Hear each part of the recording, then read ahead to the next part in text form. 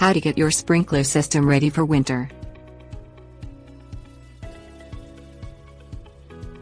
Sprinkler systems are great during warm weather, but they are at risk for broken pipes and sprinkler heads when cold weather rolls around. Once the time for watering is past for the year, it is best to winterize your sprinkler system to prevent problems caused by freezing.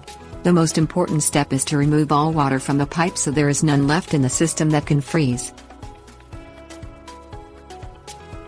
Things you will need: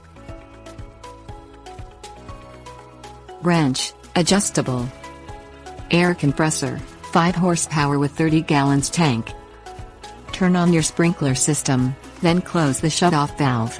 Doing this while the sprinklers are running allows you to make sure the valve gets closed all the way.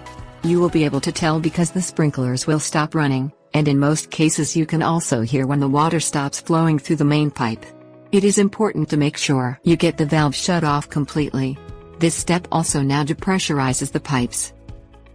Open or remove the main drain plug, as well as any other plugs that might be part of your system. This may require the use of an adjustable wrench. Some plugs have a lever that you point to drain, others require that you completely unscrew the plug from the pipe. If you must remove your drain plug, store it in a safe place until spring. Turn on the air compressor and pressurize it to 70 psi. Set your sprinkler to zone 1, if you have multiple watering zones. Inject air into your sprinkler system to force out any standing water. Allow the air to flow through the system until the tank pressure gauge reads 40 psi. Shut off the air. Allow the tank to recharge to 70 psi. Switch the sprinklers to zone 2 and force air through the system again.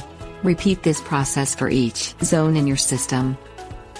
Return to zone 1, and blow compressed air through the pipes again. It will take 3 to 4 repetitions of this process in order to remove all of the water, more if your compressor is weaker or smaller than what is recommended for this task.